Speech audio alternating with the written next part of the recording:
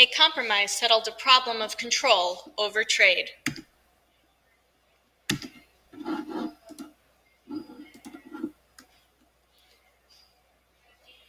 The southern states did not want the federal government to control trade at all.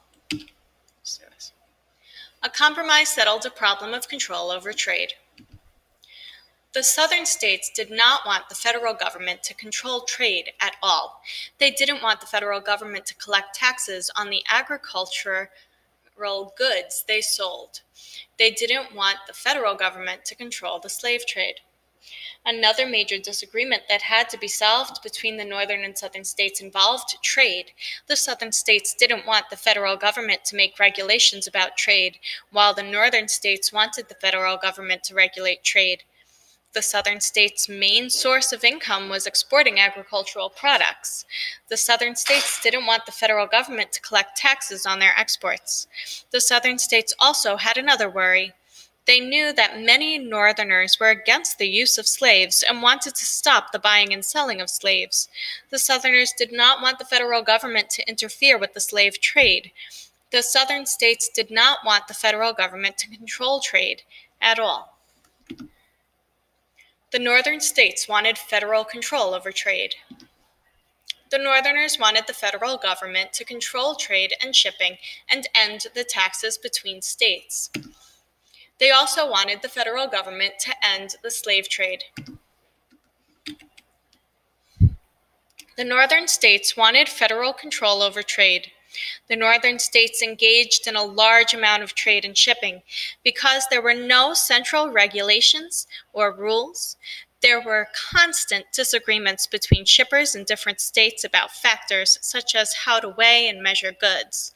Those disagreements and the high taxes on trade between the states hurt the northern shippers. The northerners wanted the federal government to control trade and shipping and end the taxes between states. Many northerners also wanted to end the slave trade because they thought it was immoral.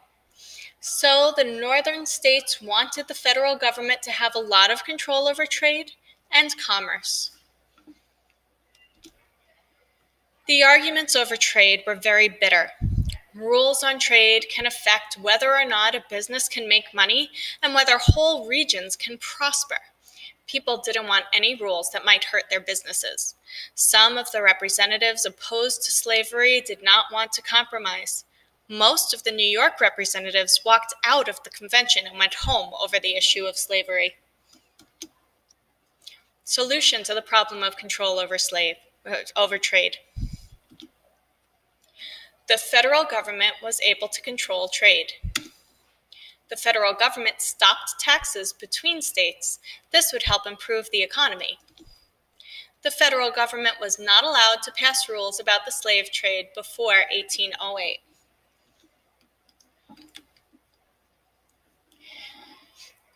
Another compromise was reached to solve the trade disagreements. The representatives agreed that the federal government would be given control over trade, but no tax could be charged on either exports or trade between the states. Also, no laws could be made to stop the slave trade until 1808. That compromise gave the government the ability to end taxes between the states. That would help improve the economy. The federal government would also be able to regulate trade, for example, setting standard weights and measures of goods in trade. Summary.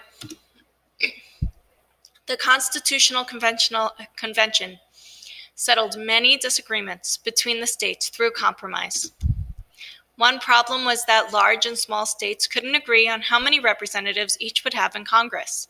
The solution was to have two houses in Congress, the Senate and the House of Representatives. The second problem was how to count slaves. The solution was to count slaves at 3/5, both for votes in Congress and taxes. The third problem was the North wanted Congress to control trade, but the South didn't. The solution was that Congress got control over trade, except for exports and slaves.